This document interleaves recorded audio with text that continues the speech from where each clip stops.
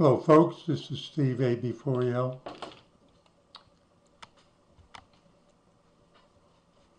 One of my subscribers asked me if I was going to do an episode explaining the CrowdStrike incident. I think everybody in the world, nearly everybody in the world, has heard of it.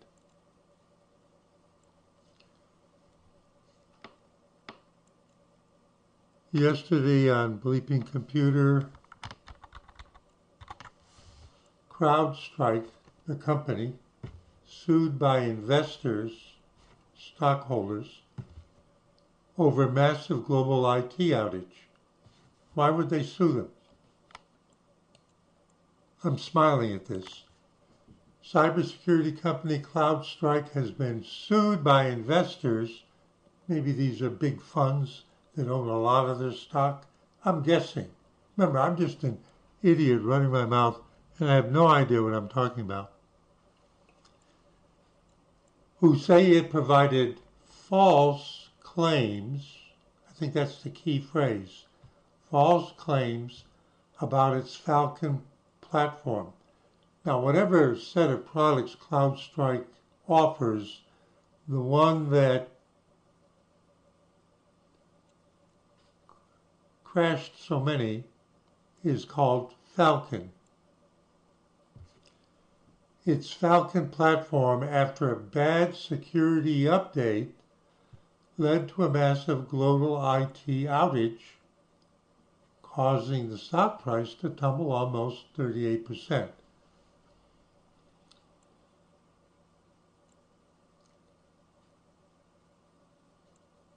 The plaintiffs claim that the massive IT outage that occurred on July 19, 2024, proves CrowdStrike's claims that their cybersecurity platform is thoroughly tested and validated are false. Claims that their cybersecurity platform is thoroughly tested and validated, I'm going to say it again, their cybersecurity platform is thoroughly tested and validated are false. Not true. That's what they're claiming. And actually, for what I have to say, that's the key idea. A long time ago, when I was hired at that big internationally known, internationally operating IT company, my first position was as a software tester. So we have a product, a software product. They decide they're going to add features to it or do a bug fix. Yeah, a customer complained that something didn't work the way maybe it should. So they add new code, change code. So do you just ship it out the door that way? I mean, the developers are geniuses, right? God's walking on earth. No, it would have to come to somebody like me who is not even in the same building with the developers and only occasionally actually talks to them. And I would run it myself and try to break it. Yeah, that's right. To show what idiots they are. They, the developers. I was fairly successful.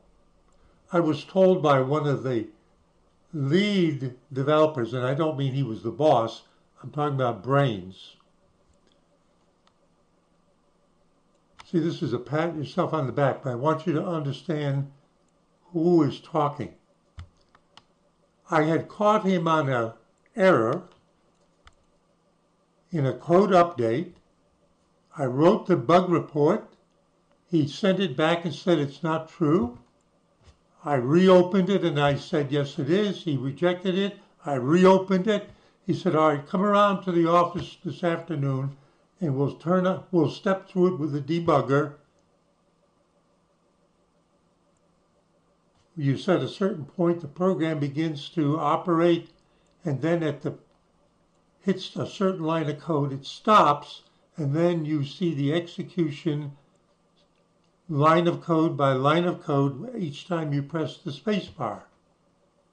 And it came to the thing where I said there was a bug, and then he starts stepping in by hitting the space bar, and about 4 steps in he says, without turning to me, I'll drop the fix for this afternoon, meaning I was correct. I don't get to see the code. I work with it from the standpoint of users, you, and I can make it screw up. Then we had a little conversation, and this really bears on what I'm going to discuss. Now, I worked in a team of 5 people doing the same job I did. And then he said something to me that actually really surprised me, considering that I was the junior person on that team. Some of those people have been with the company for 20 years. He said, you know, the development team has really gotten to know that you're pretty good, and anytime you send us a bug report, we look at it.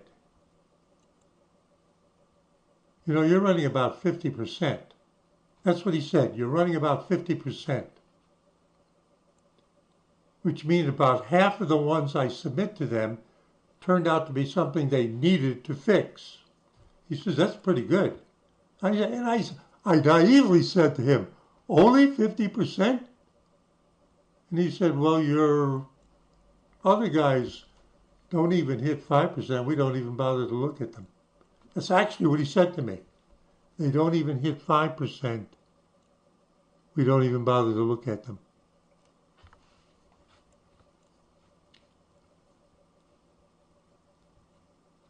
I'm giving you a contrast.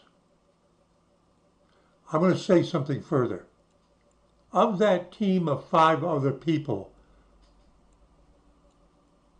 I left that job. I was allowed to leave it after 3 years. It's an internal rule.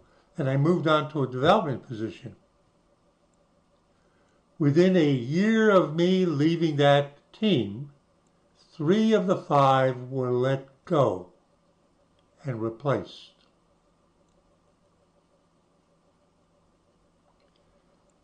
When they advertised my position,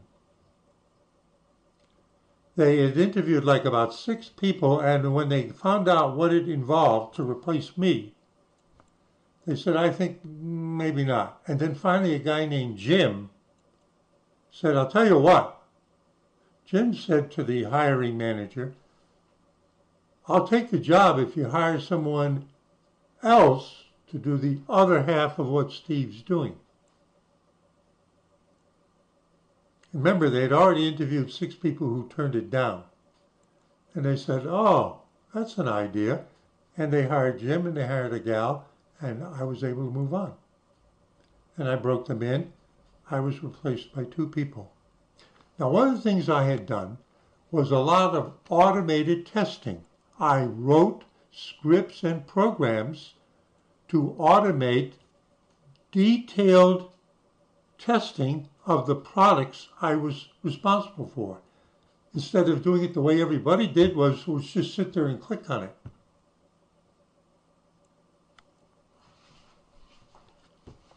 Now, I've been talking about me and some of my experience. Now let's look at what we can find out about the CrowdStrike situation. Keep in mind what I said to you.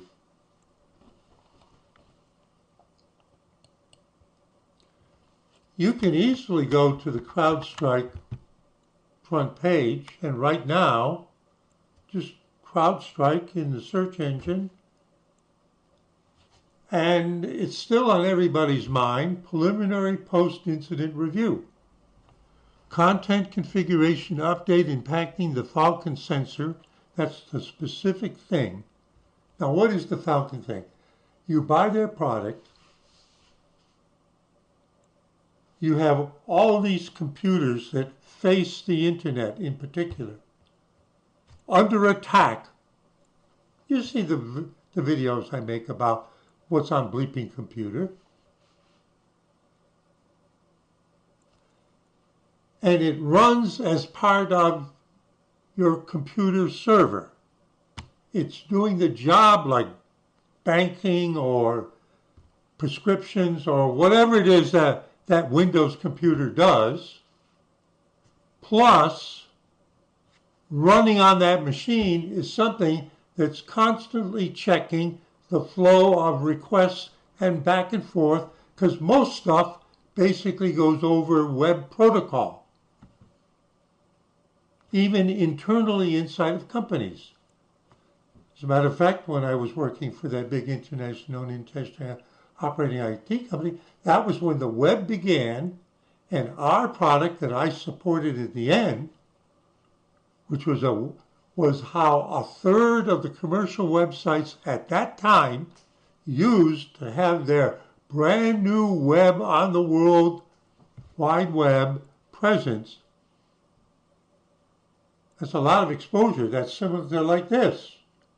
It was everywhere.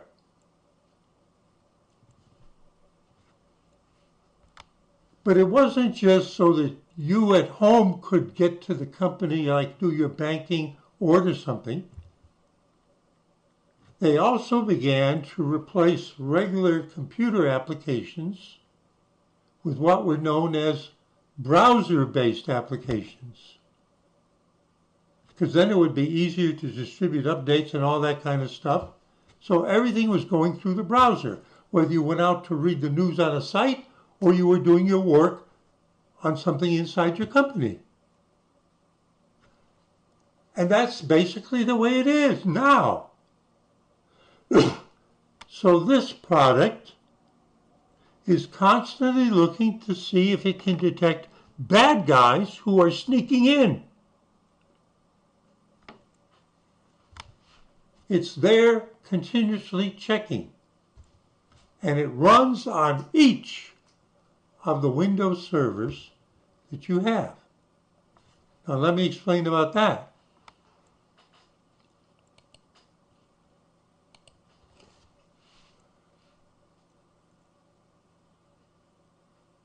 One of the credit unions that I do business probably has a data center that looks like that. Each one of those racks probably has 50 computers. Oh, that's right, the computer you're using at home, that's one computer. But data centers, the machine that you stand in front of, they're stacked up. How many do you think there are in there? There's just that drawing. A few hundred? Oh, that would run a bank. Because the bank has branches all over North Carolina, right? Keep that in mind. Now, how many do you think Google has? How many do you think Microsoft has? How many do you think Amazon has? This is nothing. This is nothing for them. Multiply this literally by 1,000,000.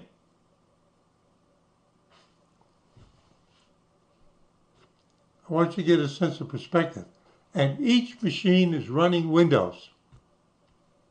Each machine is running Windows.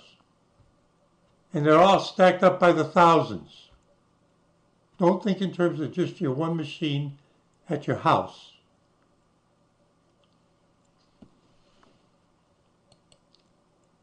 So I started to scroll down here. Now I'm going to say something. I put up a video about how I was having some problem getting a download on a Friday that I do every week to do a security check on all my computers. And I've never seen it before where I click on the link and it doesn't respond, doesn't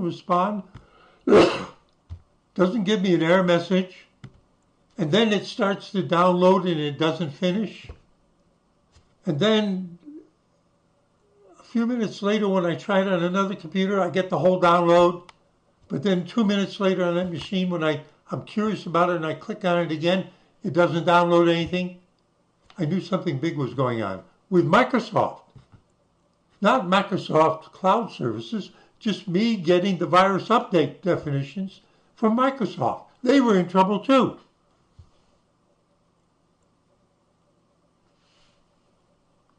I knew something big was happening. It wasn't until the next morning that I saw the word CrowdStrike. So I knew it right away. I just didn't understand what could be happening. Now the next morning, my morning, which was early afternoon, I get up, and one of the first things I saw on YouTube was the CEO of CrowdStrike.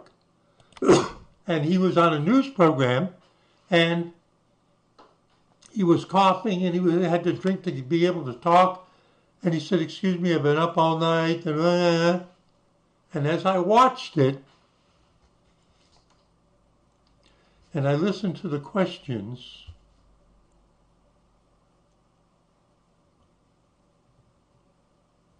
at no time in his interview did he say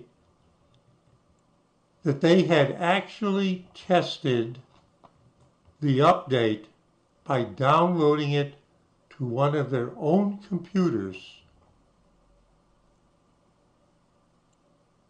I was waiting for him to say that we downloaded it to our test computers and there was no problem. He didn't say that. Why would I think of it that way?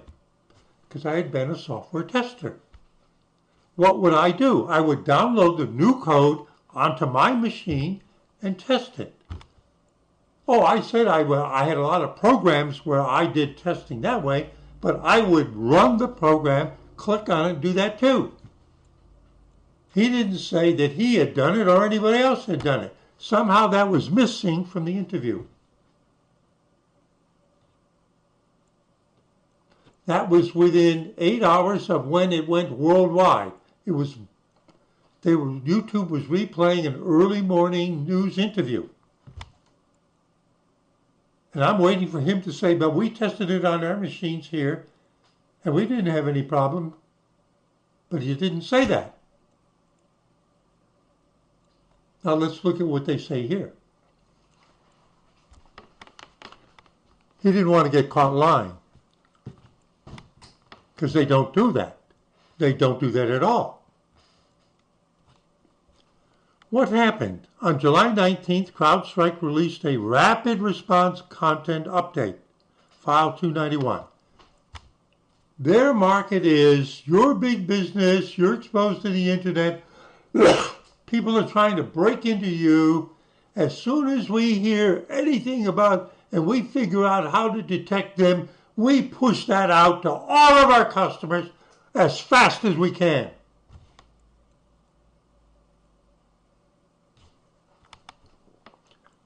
When I was trying to download the virus updates for my machine on that Friday morning, after midnight,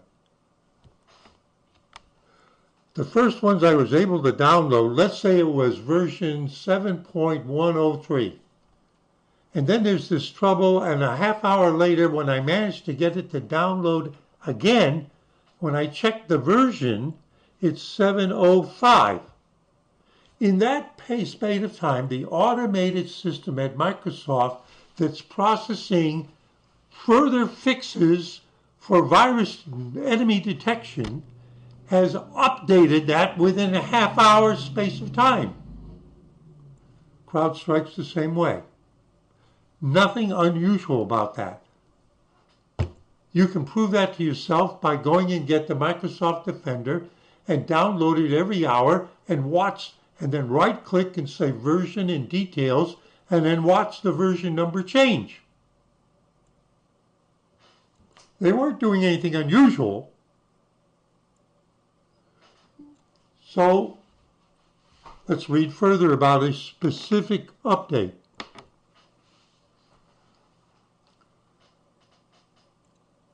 So the content was published to Windows hosts running sensor version 7.1.1. And apparently they have a system where they just automatically push it out to their customers. And their customers dynamically load it up and update. We'll come back to that. So channel file 291 contained problematic content. It was buggy, which caused affected Windows systems, the ones that it was sent to and they loaded it, to crash due to an out-of-bounds memory read.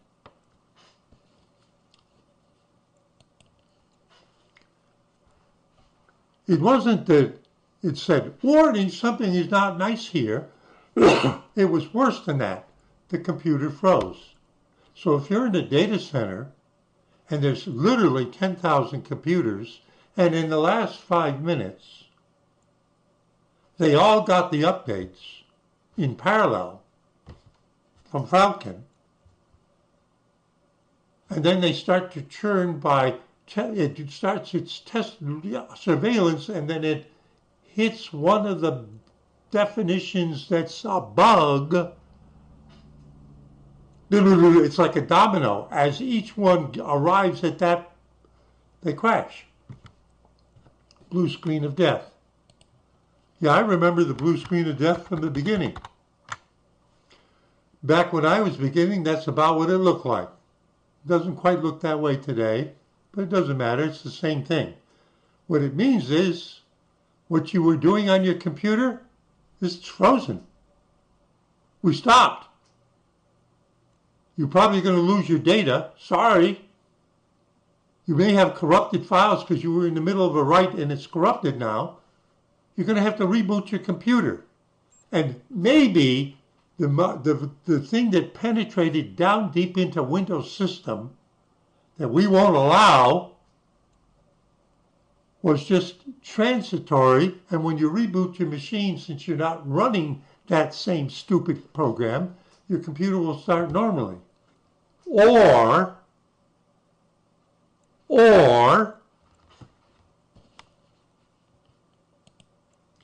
you're running CrowdStrike, and part of the boot up process is running the Falcon to recheck you internally. Crash! Blue screen of death. Crash! Blue screen of death. Over and over and over and over. So even if your data center with thousands of computers automatically, you send a signal, reboot, but can you? See, that's the key. When each one of those thousands of computers in your data center, or millions of computers, do blue screen of death, does a human have to go, turn the machine off, and then turn it on again? How long would it take to do it in a small data center like that? And then I read where there's this stuff called BitLocker, which is all your data is actually encrypted. Oh no, you've got to have the key and you've got to be at a console and you have to type in the key when it asks you for it. And you've got 10,000 computers? That's the way you can't automate it. It requires manual interaction.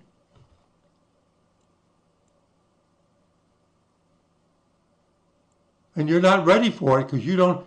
The person on duty in there, it's 3 a.m. in the morning, there's only 2 people there. And neither one of them are authorized and have the keys. So you're out of business until they can bring in a team, right? If they can figure out how to do it and understand what's going on. They're all in the dark. They don't know what happened. They don't know what happened.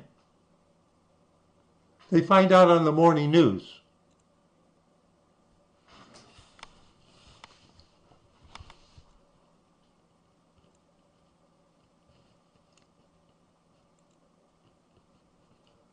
Now, after a while,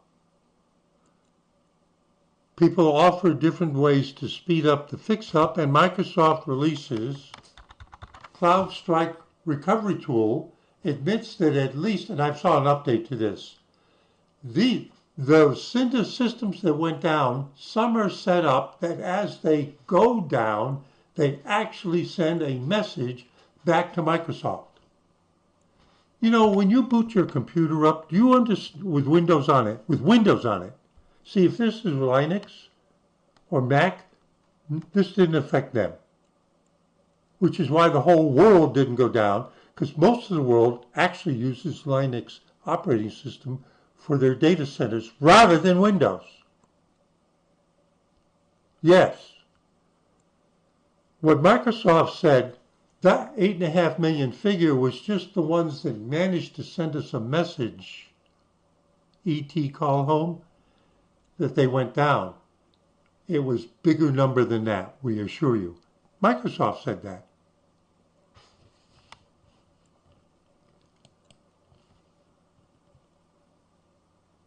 This is a very small data center. This is what a bank would have. Blue screen of death. The problem is not that it went down. At home, you just turn it off, turn it back on. You're right there in front of it. What do you do when your company literally has 1 million individual computers? Oh, there was no planning for that. Even by Microsoft. The operating system that you now have to manually fix up. Now let me just say one other thing. Microsoft had another, now it'll sound like I'm jumping around, but I want to explain the different dimensions as I see it. One of the suggestions that Microsoft made very early on, broadcast to the world, to all these people, because their help desk was suddenly inundated. All these calls are coming in from around the world. And what some of the engineers figured out and said correctly, just keep rebooting the machines. We don't know exactly what went wrong, but we've had that happen here too. And if you just keep rebooting the machine, if you get up to about a dozen or 15 reboots, a lot of the machines will then start up and be okay. I'm going to explain how that happens, because it fits in with what CrowdStrike said.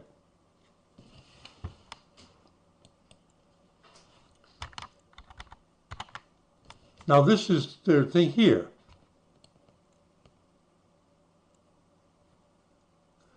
Channel file 291 contained problematic content which caused affected Windows systems, meaning those that were running their product, to crash due to an out-of-bounds memory read. The thing that they downloaded to all their customers tried to read into a protected area of memory, and Windows said no and crashed.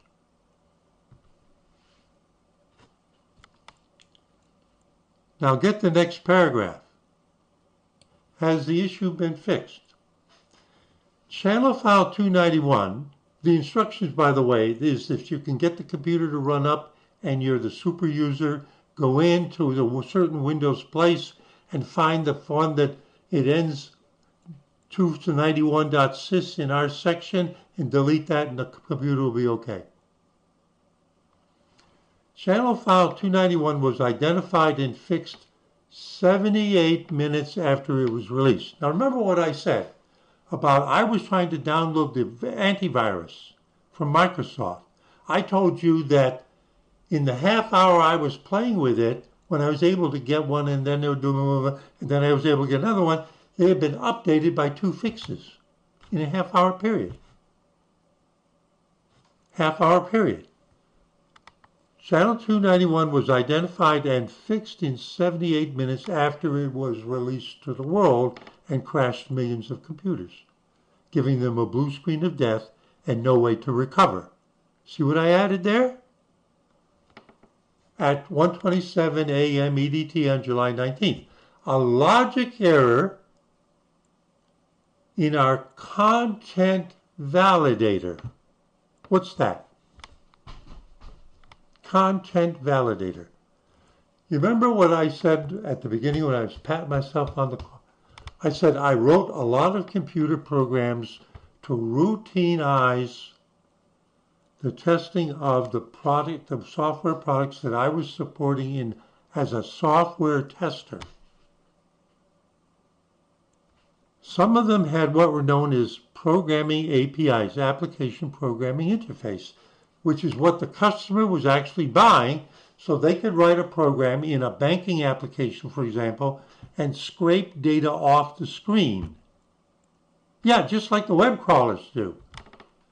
And there's like 150 different API calls. I automated checking all of them. Automated it.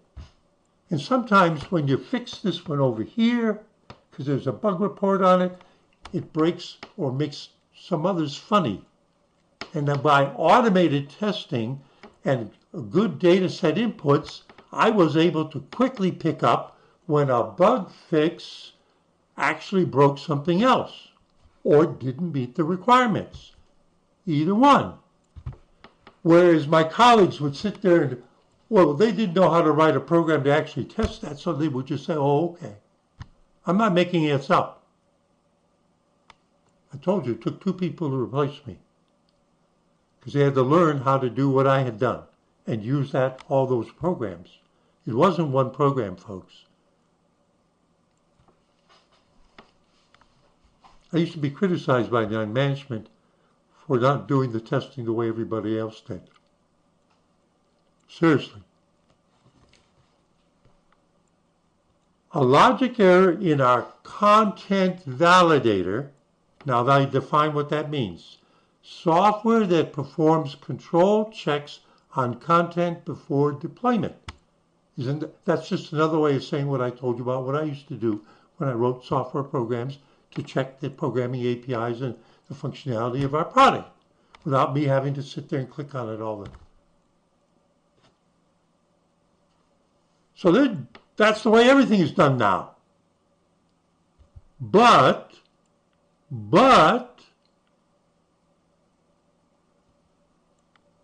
a logic error in our content validator has also been fixed. So the thing that was bad that crashed all the computers, that has been fixed. And our software quality control check program, which was defective and didn't catch that bad stuff that crashed tens of millions of computers, has also had its bug fixed. Got it? But listen to what they're saying. This is July 31st. Today's the 4th, early in the morning. Listen to what they're saying. Has also been fixed. The validator has also been fixed and is currently in testing with a release date scheduled for early August 2024. So the validation of the validator, the revalidation of the validator, which is really getting extra scrutiny, it can't be done in an hour. We have to test and test and test and recheck it because we don't want this to happen again.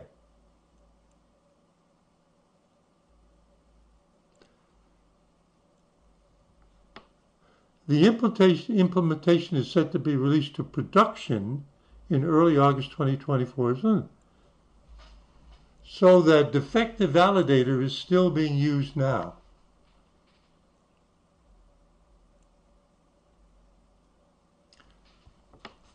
Does anything in this paragraph say that they actually have humans doing any checking?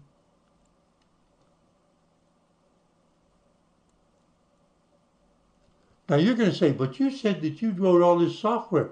But I also sat there and clicked on it too, like my colleagues. But I also had all this software test routines that I wrote to really run it into the ground. Also. Now,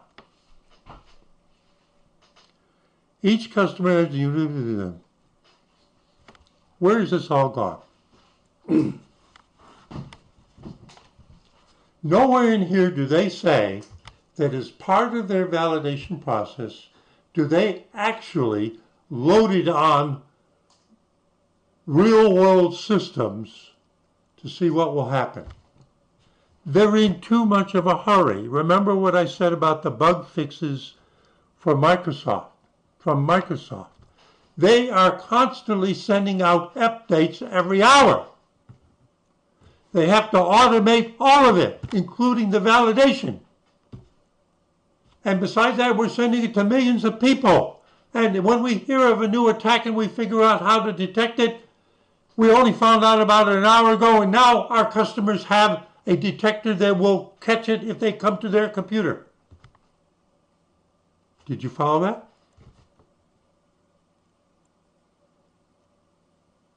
Who needs humans in the chain of handling, other than the people who make the decision, oh, this is important enough, we got to incorporate it. The rest of it's automated, pushing it right out to the customers. Now, I'm going to say one more thing. Airline sues CrowdStrike. Let's see if I can find the article. Delta CEO says CrowdStrike IT outage cost airlines $500 million as tech firm also sued by shareholders. Delta CEO, right now it's Delta CEO. Is Delta suing CrowdStrike? Delta has yet to file a lawsuit against either CrowdStrike or Microsoft. Why would they file it against Microsoft? For one thing, for not having that tool that they're now handing out to make it quicker and easier. See, I tried to simulate it here. What I did is I took a thumb disk and I put Linux to boot up on it, and then I took a disk, a Windows disk, and I attached that to a Linux computer that I started, and I tried to go in and see if I could delete a file down in the Windows stuff. Actually, it kept me out because everything on the Windows disk was locked up. But then I did some research and I found out that if you boot it with certain parameters, you can unlock that and go ahead and do it. And essentially, not using Linux, that's what Microsoft did, is they developed a faster tool to be able to go in and get that file and then reboot the computer and it'll start up.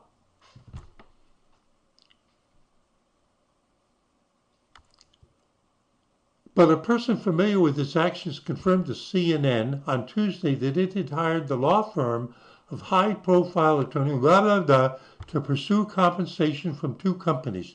Microsoft and Luna. They're going to sue Microsoft and they're going to sue CrowdStrike. Now let me tell you what I think they're going to stumble on. Here's what I think. Remember, I'm an idiot. I know nothing about law. But here's what they're going to stumble on. This is what CrowdStrike's going to do to them, and Microsoft.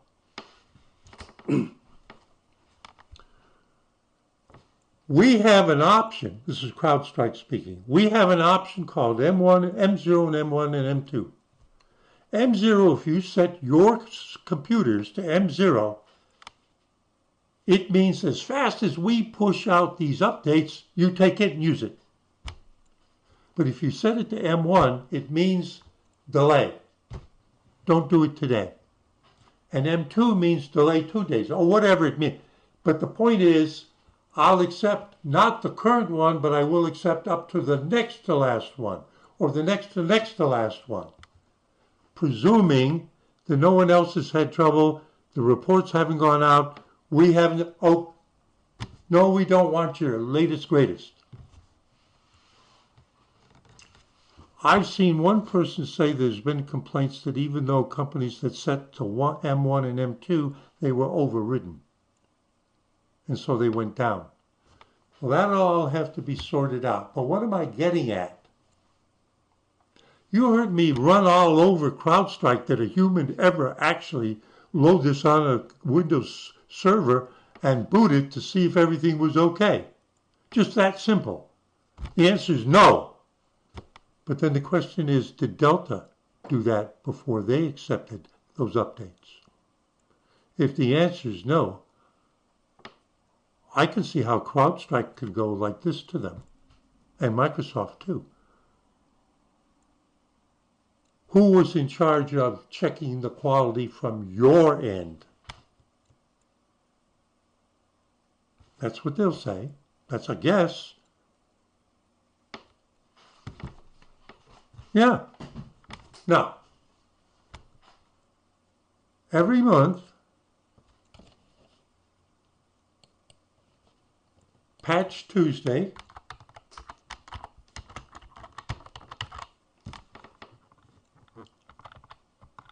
July 2024, curbs on security. I'm just picking, I know this guy, he's pretty good. Patch Tuesday, July 2024. Microsoft Today, this is July 9th, 2024. Microsoft Today issued software updates to plug at least 139 security holes in various flavors of Windows and other Microsoft products. Redmond, that's where they're headquartered, says attackers are already exploiting at least 2 of the vulnerabilities in active attacks against Windows users. 139 major fixes plus a lot more stuff. That was available on July 9th. Did I just go and update all my computers automatically on July 9th? Hell no! Now I have like 9 or 10 computers. Yeah, they're my toy things. I have 4 of them set aside that 10 days after Patch Tuesday every month, I do the updates to see what will happen.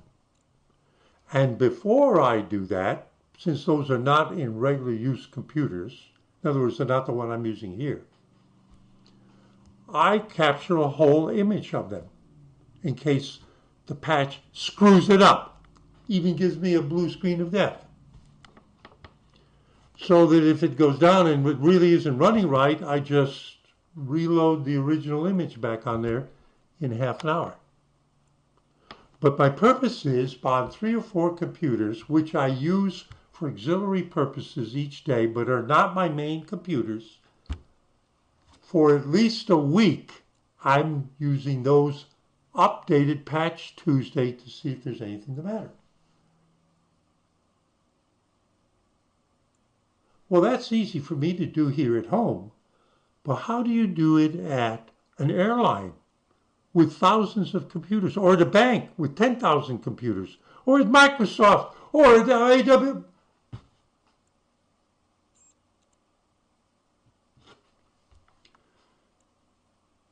So in this particular case, CrowdStrike is so big and acting so fast that there is no human that does any at length directly looking at it, load it up, test it, try it, blah, blah. Likewise, the recipients don't do it either. Most of them. So Delta's going to have to prove that what? We trusted them? I don't know what the contract says. I don't know what the software contract says. I'm not a lawyer. I don't know anything about that. I'm just giving you that what I exposed on CrowdStrike right from their own words implied what's missing from their wording, even from that first interview with the CEO on the morning when it became national world news. Well, the people at Delta or any of those people, they're thinking about, they're going to have to answer the same question because CrowdStrike's lawyers are going to ask them.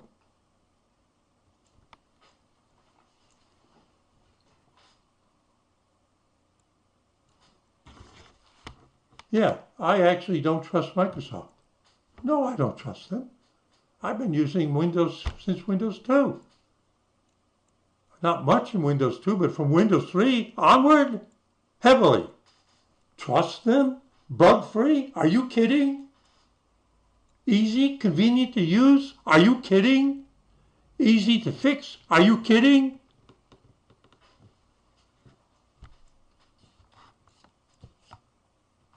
Now I'm going to tell you maybe one final thing. Yes, we need to have AI. Because there aren't enough people with enough IQ and common sense to keep all of this that's going on under control.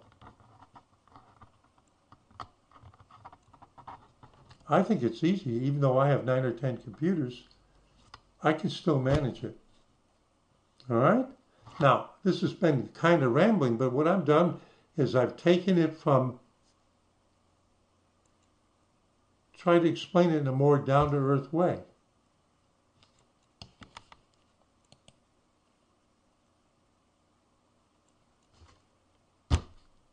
CrowdStrike lost all that value. They're getting sued by the people who bought their stock for false representations.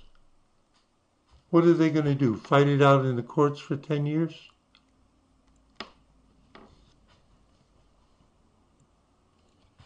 Why do I go to bleeping computer all the time?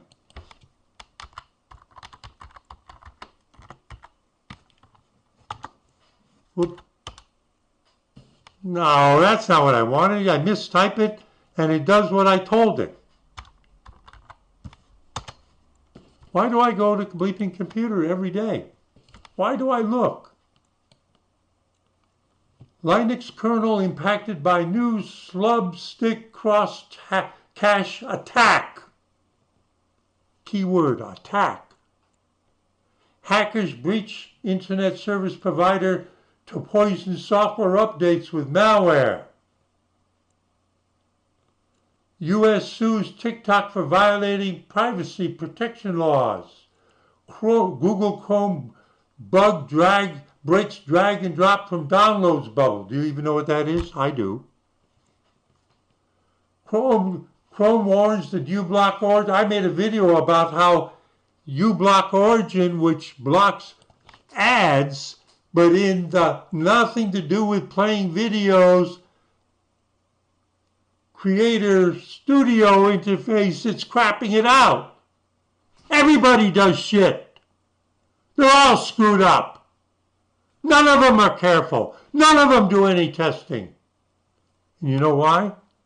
Because things have gotten to the point where you don't, most of the human population doesn't have sufficient IQ to handle what's going on. Which is why I wrote all those computer programs I told you about. And now I want to be clear to you. This will be the finishing thoughts. You see what I'm doing. Fake AI editor ads on Facebook push password stealing malware. It doesn't matter what it is. Oh! Was that advice by Microsoft about just keep rebooting the computer and then it may fix it? No, actually, that was good advice. You know what they were counting on? This is the final thought. Oh, I wanted to tell you about IQ. I learned this from a guy that I know has an IQ that if there were 3 or 4 of me, we still wouldn't match him. A guy named Rama. I went over to ask him a question about, see, I wrote these software programs to take the big trace files of 10 gigabytes and just melt it down to the conversations that were happening in a form where I could read it. And I had a question about something that was happening.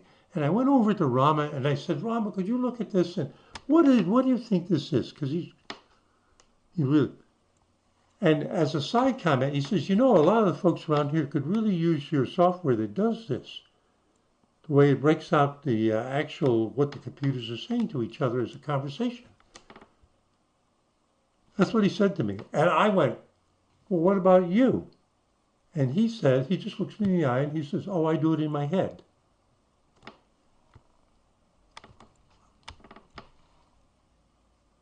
I melted 30 gigabytes of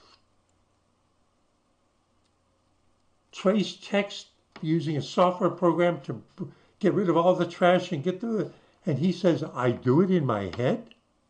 That's what I mean by high IQ. Because one of the characteristics of high IQ is that literally their brains work at super speed. And that's not me or President Biden. And most of us don't have that talent that Rama does. I assume he still has it. So it's all getting beyond us, which is why we have to have the computers take over. Will it get better? Will it get better? It'll get worse. That's my prediction. Oh, last final thought. I know I ramble all around, but I'm just covering it all. Did Microsoft give out bad advice by saying one of the things you could do? Remember, this was stopgap. They were caught by surprise. We noticed that some computers, if you keep trying to reboot them, they suddenly become okay. Now, how long did it say for CrowdStrike to fix it and begin pushing out the correct channel file? 47 minutes. I have a computer over there that was originally Windows 7. And because I upgraded it to Windows 10 by running the Windows 10 upgrade on it. All the files were in place, not a clean install. Upgrade from Windows 7 to 10, it accepted the license, everything was fine. Now that computer has one residual problem. When I cold boot it,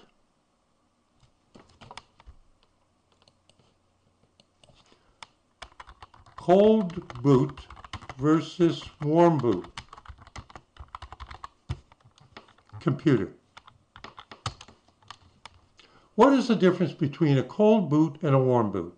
A cold boot involves starting the computer from a completely powered off state, while a warm boot refers to restarting the computer without fully, but that doesn't explain it. That's Lenovo. When you turn the power on, there is a BIOS program that does a hardware check and a driver check. And then that's the cold boot. It's checking the hardware. And then it moves to the next phase where it's checking whether it can load the software operating system and other things to completion and success. And when you do a restart, which is a warm reboot, it doesn't go back and do the hardware check again. It simply jumps to the middle of the beginning of the warm boot portion. When I boot that one over there that I upgraded from Windows 7, and it's only that one because I did several Windows 7 updates, but that particular one, there's something about the hardware phase of the boot that it can't load the driver to talk over the wire to the internet, Ethernet. So after it finishes booting up and I get the login screen, I go over and I simply click restart. And it then does a warm reboot. And then it is able to connect to the network and talk. Because by doing that, it apparently rechecks what drivers it needs and is able to load the appropriate hardware driver needed to activate TCP/IP and be able to talk to the network. But it can't do it as a cold boot, warm boot. It has to do cold boot, warm boot, warm boot. And that's what the Microsoft folks figured out quickly. That after a blue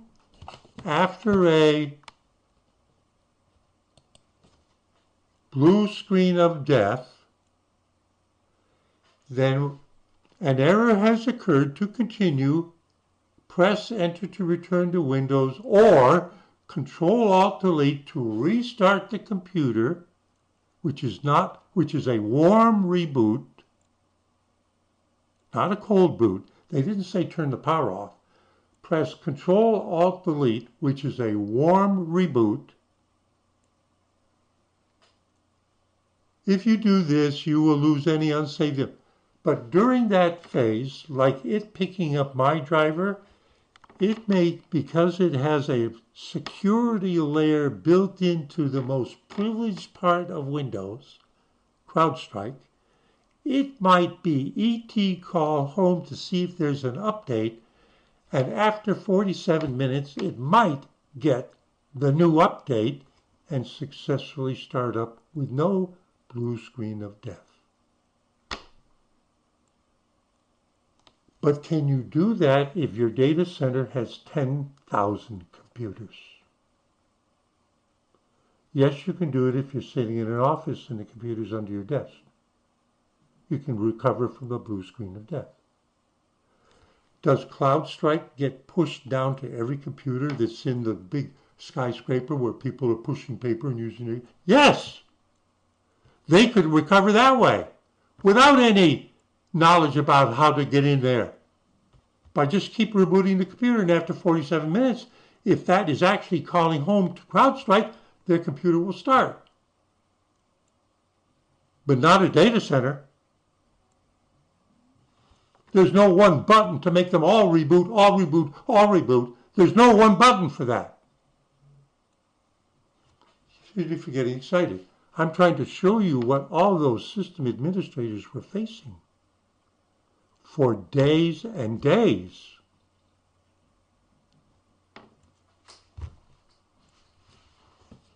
Okay? As I said at the beginning, I knew something was going wrong because I was trying to download a virus update from Microsoft, and I knew that something was going wrong at Microsoft. And within a few hours, I found out that it was going wrong all over the world. Steve AB4 just an idiot running his mouth. Remember, I don't know anything about law, and when it comes to really knowing all this technical stuff up to date, I'm just an asshole. Saying see you in 73.